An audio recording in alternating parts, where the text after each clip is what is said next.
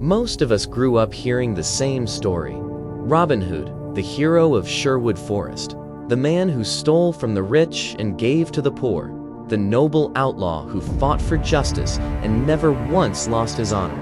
But what if that version was never true? What if the real Robin Hood was something much darker? A man drowning in blood and regret, who had spent so long killing that he couldn't remember how to stop.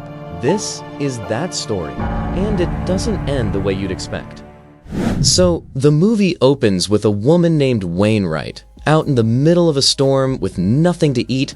She finds a few berries from an old bush, and that's all she gets. She collapses on the ground and falls asleep right there. When the storm passes and she wakes up, she sees a light in the distance. She follows it and finds a man named Robin sitting alone next to a bonfire. She asks for food. He lets her sit with him. Wainright figures out pretty quickly that this man is the legendary outlaw Robin Hood, the one the stories talk about, the protector of the poor, the man who stole from the rich and gave to those who had nothing.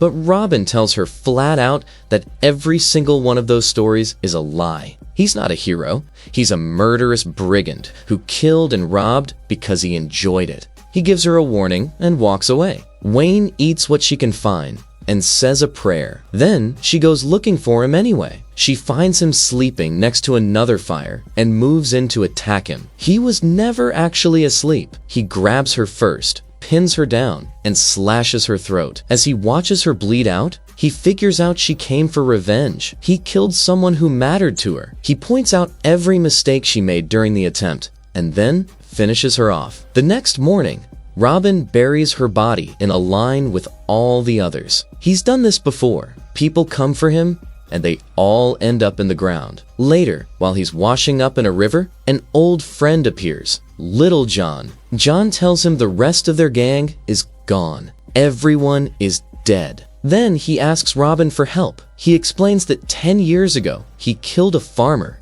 and took his identity. Since then, he's been living quietly on that farm with a wife named Margaret and a young daughter. But the real farmer's relatives recently found out the truth. They showed up, took his family, took the farm, and tried to kill him. John got away, and now he wants it all back. Robin tells him he's done fighting. John tells him their enemies are powerful, and it would be a serious battle. Robin hears that, and something in him changes. He thinks maybe this is the ending he's been looking for. He agrees to help. The two of them travel together on foot for several days. When they reach a bridge, John kills a man to take his food, and they eat. John brings up one of their famous adventures, and Robin stops him. That one never happened. It's just a story. John then talks about Margaret, about how her kindness changed him, how she taught him to pray and to paint. He thinks after they get her back, they can leave all of this behind and start over somewhere past the mountains. Robin doesn't say anything. He doesn't plan to survive the fight. When they reach the farm, they work out their approach. They strip off their clothes and rub dirt into their skin to kill their scent. Then they wait for a thick fog to move in before they go. Robin takes out a guard dog with an arrow through the eye. He slips into a shack and kills everyone inside. One wounded man makes a run for it, and Robin follows him and finishes the job. Then the two of them move to the main house and take out the man at the door. They burst inside. A man grabs Margaret and uses her as a shield, yelling at a boy to run and get back up. Margaret looks at John and tells him to take care of their daughter. Then the man stabs her multiple times. John watches her go down and loses it completely. He throws himself at the man and beats him to death with his hands. Meanwhile, Robin sees the boy running and puts an arrow through his head before he can reach anyone. The body goes into the river. John keeps beating the man long after he's dead. He beats him until he tears his jaw off. Then he drops beside Margaret and completely breaks down. He looks up and realizes little Margaret is standing there watching him. He takes her hands and they pray together. Then he carefully cleans Margaret's body and prepares it for burial. Out on the hillside, a shepherd named Arthur is with his sheep when he spots his cousin coming down the slope. The boy has an arrow in his head. He's brought back to the family home and dies there. The clan's elder father says a prayer over the body and starts getting ready. He wants blood for blood. That night, Robin hears something and wakes up.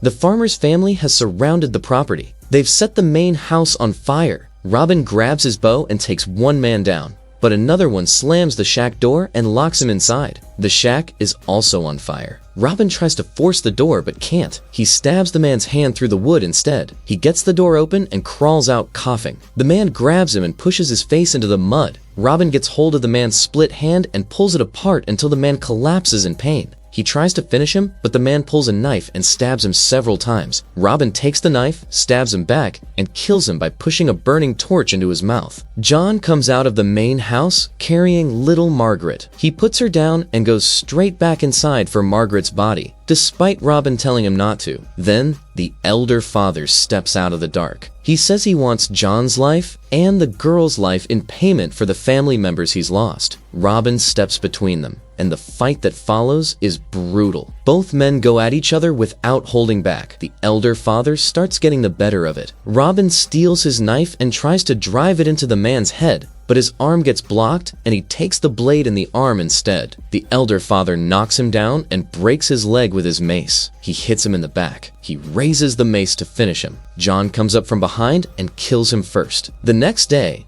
John and little Margaret put Robin in a cart and move him out. Robin is unconscious most of the time, but he can feel his wounds being sealed with a burning iron. They take a boat to an island, and John drops Robin off at a monastery. He can't stay because the rest of the farmer's family will be coming for him. He and little Margaret leave, while Robin passes out at the sight of a strange figure standing nearby. Robin wakes up in a bed. A woman named Sister Bridget is checking on him. She tells him he was out for 6 days. John sealed the wounds properly, but his broken bones are going to take time. When she asks his name, he gives her a fake one. She changes his bandages and treats him with bloodletting. She tells him that during his fever, he kept asking her to let him die. She apologizes for not honoring that. That night, the strange figure comes to Robin's room. The man's entire body is wrapped in bandages, including his face. He warns Robin not to bring any danger to this place. After a few more days, Robin can walk again. He practices moving around his room, with Bridget watching carefully. When he's strong enough, she lets him go outside. It's a quiet community, a genuinely peaceful place, with people living and working together. Bridget tells him if he wants to stay longer, he needs to contribute. He says, "I'll hunt." He goes down to the shore and finds a boat, but can't push it into the water yet. The bandaged man sees him and calls him out immediately for trying to leave. In the daylight, Robin can see clearly that this man is a leper. The leper talks to him about patience and recovery and God, then explains that he's responsible for the boat and uses it to bring people who can't row themselves to the island. But he won't take Robin anywhere. Robin has a debt to pay here first. That afternoon, Robin makes himself a bow and some arrows. He goes to the forest to test his body and realizes he can't draw the bow properly yet. Then a kid runs up to tell him the leopard has brought someone new. Robin goes to the shore and finds little Margaret. She runs straight to him and tells him John is dead. The next morning, Robin catches a rabbit with a trap in the forest. He notices little Margaret watching from behind a tree. He steps on the rabbit's neck to kill it quickly, and she runs. When he gets back to the monastery, he asks the leopard about little Margaret and the journey, but the leopard just starts teaching him about the fruit trees they're growing. Later, Bridget is changing Robin's bandages and tells him little Margaret won't sleep, won't eat, and hasn't spoken. Robin tells her the girl's name and that her parents are dead, but leaves out everything else. Bridget can tell he's not telling her the full story, but doesn't push. She offers to pray for Margaret's parents. Robin gives her John's false name, and she recites a prayer for him. It's a good one. One afternoon, Robin hears screaming. He finds a bleeding child and little Margaret running with a knife. Bridget tries to stop her, but she's too fast and gets away. The whole community starts searching the island. Robin finds footprints on the beach and follows them into a cave, where little Margaret is asleep with the knife in her hand. When he wakes her, she points it at him. He takes it away easily. He asks who hurt her. No answer. He asks if she was followed. She shakes her head. She doesn't say anything until Robin gets her to say his fake name out loud.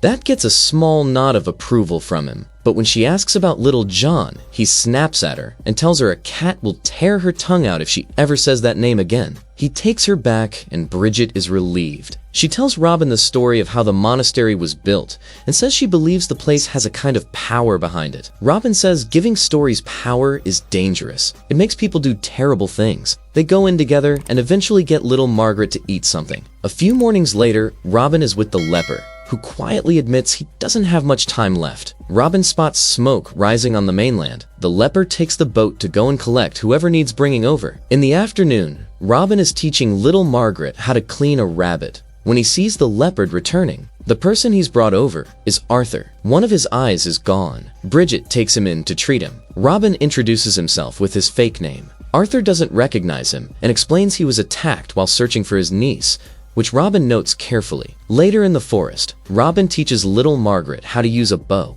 He asks her quietly if she knows Arthur, or if she knows the men who hurt her father. She says her papa told her to run before anything happened. She asks what her father's real name was. Robin won't tell her. He distracts her by showing her how to correct the bow she made. She says she'd rather have one made by him. He promises to get her one. One night, Robin sees Bridget leave the monastery and follows her. She goes to a cave and lights incense and goes through what looks like a private ritual. Robin watches from the shadows and slips away before she turns around. Meanwhile, Arthur is recovering fast and starts helping with work around the place. Robin gathers the materials for little Margaret's new bow, and she hugs him for it before running off to play with the other children. When Robin notices Arthur watching her, he tells Arthur to come hunting with him. Out in the forest, he asks him a series of questions, working to confirm who he really is. Arthur shows him his wound and says it was bandits. Robin tells him he's lucky they didn't take his whole head. Then a kid interrupts them to say Bridget needs them back. At the monastery,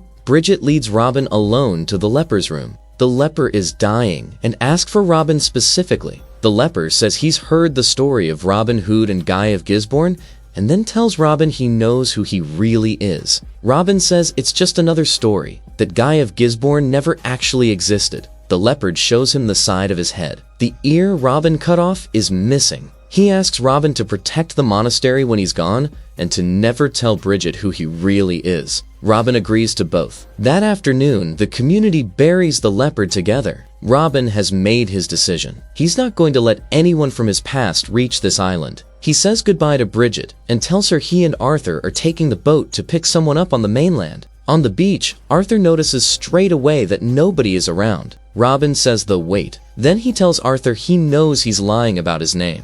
The young man drops it. His real name is Godwin. Robin explains to him what his life has been. He's killed many people, and the violence never ends because their relatives always come back. And then he has to kill them too. And then their relatives come, and on it goes. It's a curse that never stops feeding itself. Godwin starts breaking down. He admits he doesn't want to kill little Margaret, but his clan expects it of him. Robin tells him he should go back to his family and live his life instead of killing for them. He tells him to run now or he'll kill him where he stands. Godwin leaves without a word. When Robin gets back to the monastery, he finds Bridget and tells her his real name. He calls himself a monster. Bridget hears it and walks away without saying anything. She doesn't hear his apology. Robin throws himself into physical work to stop himself from falling apart. He runs into the forest and kills a wild boar and spends the rest of the day cleaning it. That night, he tells Bridget she can send him away if she wants. She just tells him to get into bed so she can continue the treatment. She opens his arm and lets it bleed into a pot. She doesn't cover the wound. Robin asks quietly if she's finally killing him. After a long pause, she bandages it and leaves. Later, Bridget paints everyone's faces and they gather around the fire to celebrate. Then she leaves the fire and goes back to Robin's room. She tells him it was him. He's the one who destroyed her family. Her house was set on fire and her husband wrapped his own body around their children trying to protect them. None of them survived. Robin sits with all of that and says nothing. Bridget goes to the cave alone, fall apart in private. Little Margaret tries to check on Robin, but he won't talk or open the door. She waits outside. Robin falls asleep and dreams John is in the room with him. John says he's coming to get them both out of here. He talks about Margaret and their life together. Then an arrow goes through John's head. and Robin sees that he's the one who fired it. In the morning, Robin finds Bridget and tells her he's ready to die. Bridget tells him she owes her entire life of helping people to the crimes he committed, which doesn't sit right with her. She's never killed anyone. Her whole purpose is to help.